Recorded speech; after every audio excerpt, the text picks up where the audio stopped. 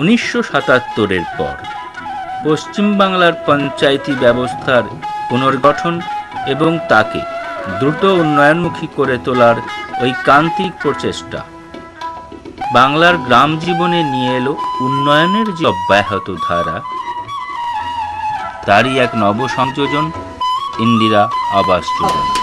আগে জল বলতো ঘরে রইতে কষ্ট হইতো, এখন তা প্রধান থেকে পয়সা পেয়ে ঘর হয়েছে আর সুবিধা আছে।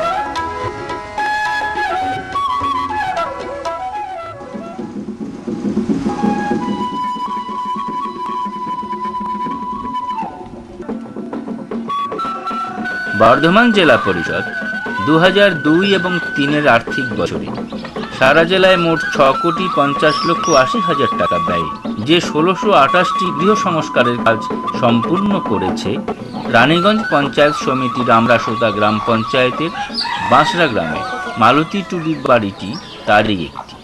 পঞ্চায়েত থেকে আমি টাকা পেয়েছিলাম 10,000, ওই টাকা থেকে আমি ঘরটা মেরামত করেছি।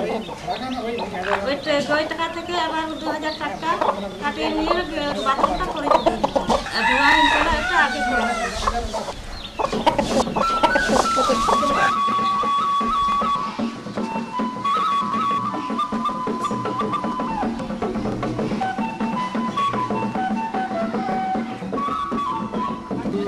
ইন্দিরা আবাস যোজনার শুরুর সময় 1986 সাল।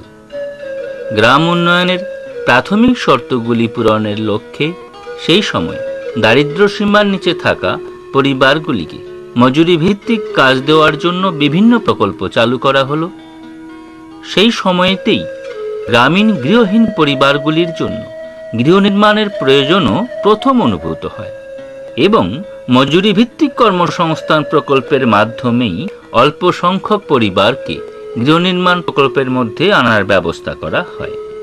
আমার এই বাড়িটা 2000 সালে তৈরি হয়েছে পঞ্চায়েতের সহযোগিতায়। তাহলে এটা আমার মাটি এবং টালি দিয়ে বাঁশের উপরে বাড়ি ছিল, এটাই আমার খুব কষ্ট হতো। আমি পঞ্চায়েতকে বারবার বলাতে ওনারা এটা স্যাংশন করেছিল।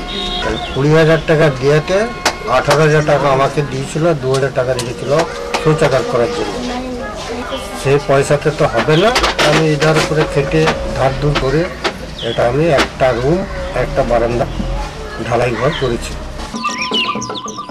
জঙ্গলমহল এক সময় যে অঞ্চল ছিল রাজনৈতিক সন্ত্রাস আর আদিবাসী সমাজকে শোষণের মৃগয়া ক্ষেত্র, আজ তা স্বনির্ভরতা আর সমৃদ্ধিতে ভরপুর।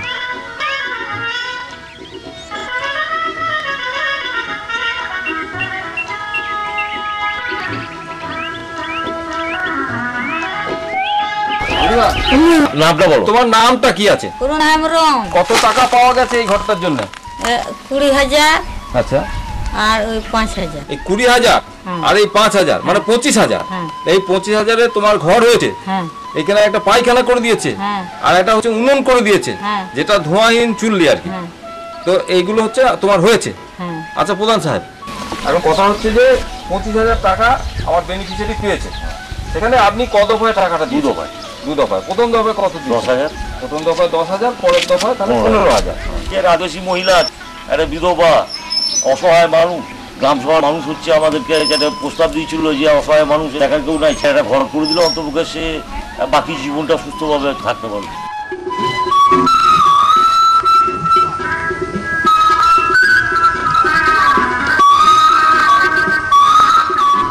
আমার নাম তারকেশ্বর আঁকুড়ে। ঘরটা পড়ে যাচ্ছিল না, আমার গরিব মানুষ ঘর জোটাতে পারছিল না, সেই বলে আমাদের সরকার থেকে মেরামত করতে 10,000 টাকা আমাকে দিয়েছে।